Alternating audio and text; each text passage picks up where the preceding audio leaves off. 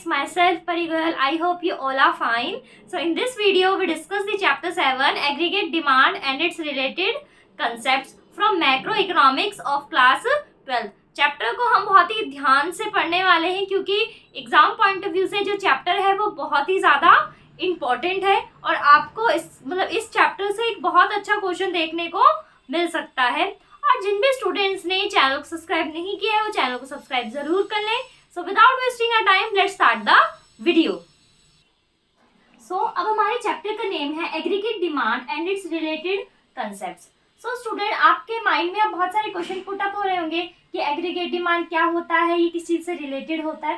So students, आपने 11th class में demand chapter पढ़ा था, तो उसमें हमने पढ़ा था कि किसी भी पर्टिकुलर गुड्स और सर्विसेज की जो डिमांड होती है इन अ मार्केट वो क्या कहलाती है, डिमांड कहलाती है। बट जो हमारा एग्रीगेट डिमांड होता है वो हमारी नॉर्मल डिमांड से बहुत ही ज़्यादा अपोजिट होता है। ठीक है, तो अब हम डिटेल में पढ़ते हैं कि एग्रीगेट डिमांड क्या होता है। It is refers to the demand for all goods and services in the economy, कि ये सभी गुड्स और सर्विसेज मतलब हमारी इकोनॉमी में जितने भी गुड्स एंड सर्विसेज हैं उन सब की डिमांड को हम क्या कहते हैं, एग्रीगेट डिमांड कहते हैं। मतलब सुनने में जितना ही मुश्किल लग रहा था ये पढ़ने में उतना ही इजी और इंटरेस्टिंग भी है। सो नेक्स्ट पॉइंट जो है हमारा, it is a flow concept, यानी कि जो हमारा एग्रीगेट डिमांड है वो एक फ्लो कंसेप्ट है। ये फ्लो कंसेप्ट इस वजह से है क्योंकि जब भी हम इसको मेजर करते हैं एक अकाउंटिंग पीरियड के लिए करते हैं। इसमें होता क्या है कि कोई भी हमारे जो कंसेप्ट होते हैं ना वो दो ही तरह के हो सकते हैं, या तो स्टॉक कंसेप्ट हो सकते हैं या तो फ्लो कंसेप्ट हो सकते हैं। और जो हमारा एग्रीगेट डिमांड है वो कैसा है, एक फ्लो कंसेप्ट है, क्योंकि जब भी हम इसे मेजर कर रहे हैं हम इसे एक अकाउंटिंग पीरियड के लिए मेजर कर रहे हैं। Our third point is AD can be measured by the two ways. हम AD को दो तरीके से मेजर कर पाते हैं।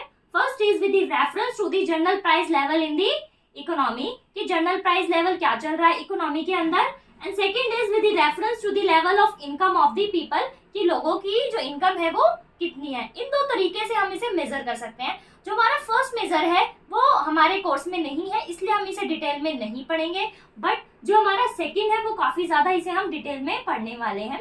तो जो हमारा एडी होता है और लेवल ऑफ इनकम है इन दोनों के बीच में एक पॉजिटिव रिलेशन रहता है। कैसा रिलेशन रहता है, एक पॉजिटिव रिलेशन रहता है।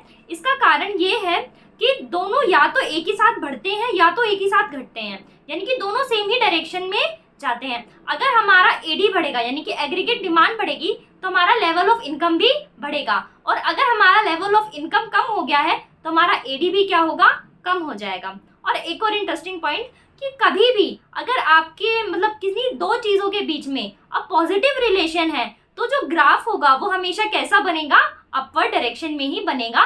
जब हम इसका ग्राफ बनाएंगे तो देखना एडी का कि वो कैसे जाता है, अपवर्ड डायरेक्शन में जाता है। तो रीजन यही है कि लेवल ऑफ इनकम और एडी के बीच में डायरेक्ट रिलेशन रहता है, पॉजिटिव रिलेशन रहता है, इसलिए उनका ग्राफ जो होता है वो अपवर्ड डायरेक्शन में बनता है। अब आता है हमारा फोर्थ पॉइंट कि AD is also measure in the terms of total expenditure on the goods and services.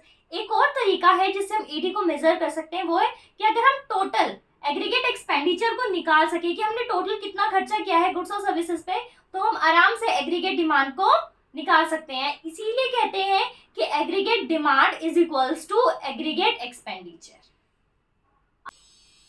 सो अब फिफ्थ पॉइंट इज कि AD is always express what people plan to spend at different level of income, कि AD हमेशा कैसे express किया जाता है कि people क्या प्लान कर रहे हैं। मतलब कि जो एडी में क्या होता है जब ये एक्सप्रेस किया जाता है, ऐसा नहीं होता, कुछ भी रियल नहीं होता, कुछ भी एक्चुअल नहीं होता, ये सिर्फ प्लान्ड होता है और एस्टिमेटेड होता है कि वो कितना खर्चा करना चाहते हैं अपनी गिवन लेवल ऑफ इनकम में। इसलिए कंफ्यूज नहीं होना, ये कैसा होता है, ये प्लान्ड होता है, ये जस्ट एस्टिमेटेड होता है, एक्चुअल नहीं होता है। सो एक और पॉइंट है जिसमें सभी स्टूडेंट्स जो रहते हैं काफी ज्यादा कंफ्यूज रहते हैं वो ये है कि हमारी इकोनॉमी में कितने सेक्टर्स होते हैं। तो on the basis of the occupation हमारी इकोनॉमी में 3 सेक्टर्स होते हैं। First is primary, second is secondary and third is tertiary. But अगर मैं होल इकोनॉमी की बात करूं कि हमारी इकोनॉमी वैसे 4 सेक्टर्स में डिवाइडेड है। First is house hold, second is firm and third is government and fourth is rest of the world. अब इन सब पॉइंट्स को मिलाकर बनती है हमारी एग्रीगेट डिमांड की एक एप्रोप्रिएट डेफिनेशन। तो पढ़ते हैं कि वो क्या है। AD refers to the total value of final goods and services in which all the sector of the economy are planning to buy at given level of income during a period of one accounting year। कि AD जो होता है वो total value है final goods और services की, जिसे हर जितने भी सेक्टर्स है इकोनॉमी वो प्लान कर रहे हैं बाय करने की अपनी गिवन लेवल ऑफ इनकम में during a period of 1 year. कि एक साल में वो कितना प्लान कर रहे हैं कि हम इतना खर्चा करने वाले हैं फाइनल गुड्स के ऊपर। उस चीज को क्या कहते हैं? एग्रीगेट डिमांड कहते हैं। हमारा जो नेक्स्ट टॉपिक है वो है कंपोनेंट्स ऑफ एग्रीगेट डिमांड। तो हमारे जो 4 कंपोनेंट्स होते हैं एग्रीगेट डिमांड के, द फर्स्ट इज प्राइवेट। इसको आप हाउस होल्ड भी कह सकते हो, कंजम्पशन एक्सपेंडिचर भी कह सकते हो। इसके अंदर वो सारे खर्चे आते हैं जो कि कॉमन लोग करते हैं, जैसे कि आप, मैं, आपके फ्रेंड्स, आपके रिलेटिव्स, और इसे हम सी से डिनोट करते हैं। Second is investment expenditure. Investment expenditure के अंदर वो सारे एक्सपेंडिचर्स आते हैं जो कि प्राइवेट फर्म्स, हमारी जितनी भी प्राइवेट फर्म्स हैं जो भी अपनी कैपिटल पर खर्च करती हैं, वो किसके अंदर आते हैं? हमारे इन्वेस्टमेंट एक्सपेंडिचर के अंदर आते हैं। थर्ड है हमारा गवर्नमेंट एक्सपेंडिचर। गवर्नमेंट जो है वो 2 तरीके से एक्सपेंडिचर करती है, 2 तरीके से खर्चा करती है। एक होता है कंज्यूमर गुड्स पे और दूसरा होता है कैपिटल गुड्स पे। कंज्यूमर गुड्स के अंदर वो सारे खर्चे आ जाते हैं जो कि पब्लिक वांट्स को मीट करने के लिए, उनकी नीड्स को मीट करने के लिए करे जाते हैं, जैसे कि लॉ ऑर्डर मेंटेन करने के लिए, उनके एजुकेशन पे, उनकी हेल्थ पे, ट्रांसपोर्ट्स पर। तो वो सारे कंज्यूमर गुड्स के अंदर आ जाते हैं।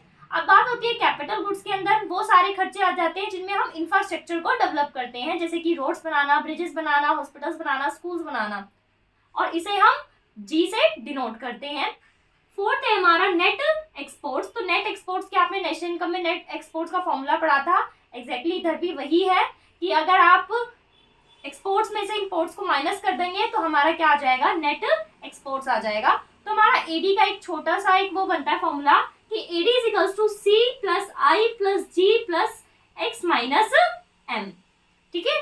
अब इसमें एक और छोटी सी बात है कि पढ़ते हम सिर्फ 2 ही कंपोनेंट्स हैं, that is consumption expenditure and investment expenditure. ऐसा इस वजह से है क्योंकि हम मानते हैं कि जो हमारी इकोनॉमी है वो क्लोज्ड इकोनॉमी है और यही 2 क्या होते हैं? हमारे ज्यादा काम आते हैं, इसलिए हम इन्हीं 2 को ज्यादा डिटेल में पढ़ते हैं। आज की वीडियो में हमने 2 टॉपिक्स कवर किए, aggregate demand and the components of aggregate demand. आगे के जो टॉपिक्स हैं हम नेक्स्ट वीडियो में कवर करेंगे। आप अपने डाउट्स कमेंट सेक्शन में पूछ सकते हैं, और आपको अगर वीडियो पसंद आए तो वीडियो को लाइक करें, शेयर करें और सब्सक्राइब करना ना भूलें। मिलते हैं नेक्स्ट वीडियो में, तब तक के लिए bye bye and take care.